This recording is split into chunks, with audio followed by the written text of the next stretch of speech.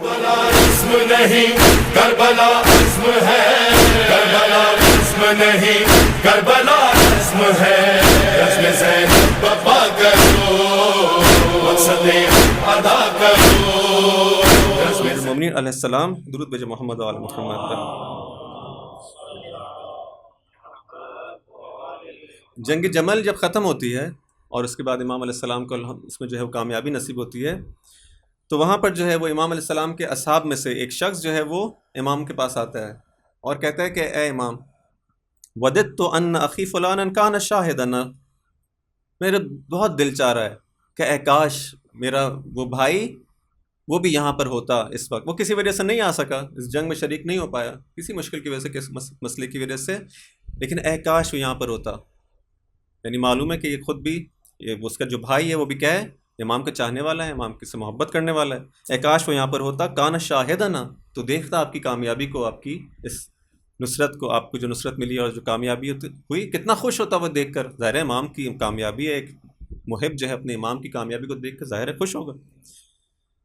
لِيَرَى مَا نَصَرَكَ اللَّهُ بِهِ عَلَىٰ أَعْدَائِكَ، تاکہ وہ دیکھ لیتا کہ کس طرح خدا نے آپ کو آپ کے دشمنوں کے اوپر کامیابی عطا فرمائی۔ اب یہ اس خواہش کا اظہار کرتا ہے۔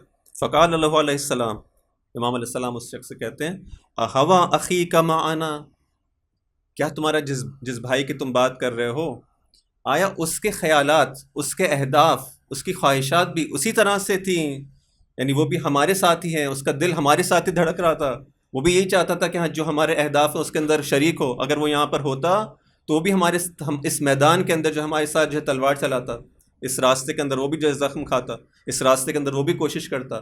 یعنی وہ آیا ہمارا ہم خیال ہے، ہمارا ہم فکر ہے، ہمارا ہم عمل ہے، جس طرح سے ہماری رفتار ہے اس طرح سے وہ بھی ہے۔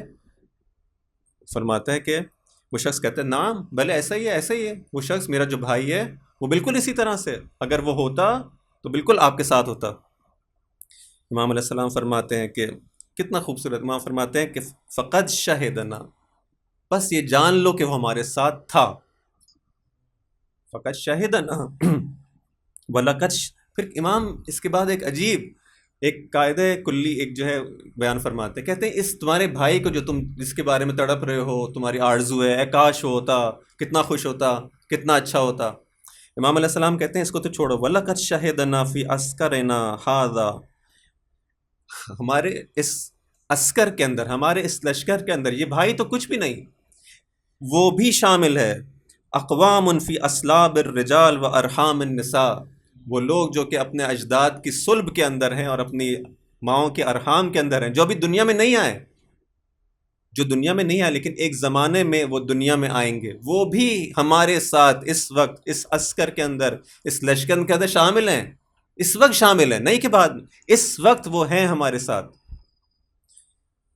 وَلَقَدْ شَهِدْنَا فِي عَسْكَرِنَا هَذَا أَقْوَامٌ فِي أَصْلَابِ الرِّجَالِ وَأَرْحَامِ النِّسَاءِ، پھر یہ کیا ہوگا، پھر ہے کہاں وہ؟ امام علیہ السلام بہت خوبصورت تعبیر کہتے ہیں سَيَرْعَفُ بِهِمُ الزَّمَانُ، تم ان کو دیکھ نہیں پا رہے لیکن زمانہ آئے گا جو ان کو ظاہر کر دے گا۔ یعنی ہر زمانے کے اندر یہ لوگ ظاہر ہوتے رہیں گے۔ جیسے فرض کریں کہ آپ نے دیکھا ہوگا جو ڈرامہ ہوتا ہے، اسٹیج ہوتا ہے کچھ، اس کے اندر کیا ہوتا ہے، ہر کریکٹر کو ایک رول دیا جاتا ہے، ٹھیک ہے، جب مثلا فلان جگہ پر آپ کو ظاہر ہونا ہے، وہ پردہ گرے گا، پردہ اٹھے گا، اس کے بعد آپ کی باری آئے گی، پھر اس کے بعد اگلا سین ہوگا، اس کے اندر آپ کو یہ رول ادا کرنا ہوگا، آپ کے رول۔ ہر شخص کیا کرتا ہے، باری باری آ کے اپنا رول پلے کر رہا ہوتا ہے۔ بس سب لوگ ایک ہی ٹیم کا پارٹ ہوتے ہیں، سب ایک ہی ڈائریکٹر سے جو ہے ڈائریکشن لے رہے ہوتے ہیں، سب کو جو ہے ذمہ داری دی گئی ہوگی تمہیں یہ کام کرنا ہے، تمہیں یہ کام کرنا ہے۔ ہاں ایک شخص پہلے آتا ہے، ایک شخص بعد میں آتا ہے، لیکن ہے سب ایک ہی جگہ، سب ایک ہی اس کے اندر ہیں، ایک ہی ٹیم کا اس کا پارٹ ہے، کہا کہ سب ایک ہی ہیں، فرق نہیں پڑتا، ابھی نہیں ہے۔ سَيَرْعَفُ بِهِمُ الزَّمَانُ، فقط کیا ہوگا کہ زمانہ ان کو ظاہر کر دے گا، ہر وقت ہر صدی کے اندر نئے نئے لوگ آتے رہیں گے، اور وہی لوگ ہیں، یہ وہی عسکر ہے، یہ فقط اس کے جو ہے وہ ظاہر ہوتا رہے گا۔ وَيَقْوَ بِهِمُ الْإِيمَانُ، اور ان کے ذریعے سے ہر زمانے کے اندر ایمان تقویت پاتا رہے گا، اس کو قوت ملتی رہے گی۔ آج کے زمانے میں میرے ساتھ یہ لوگ ہیں، یہ لوگ ایمان کو تقویت دے رہے ہیں، اگلے زمانے میں وہ لوگ آئیں گے، اس کے بعد وہ لوگ آئیں گے، اس کے بعد وہ لوگ آئیں گے۔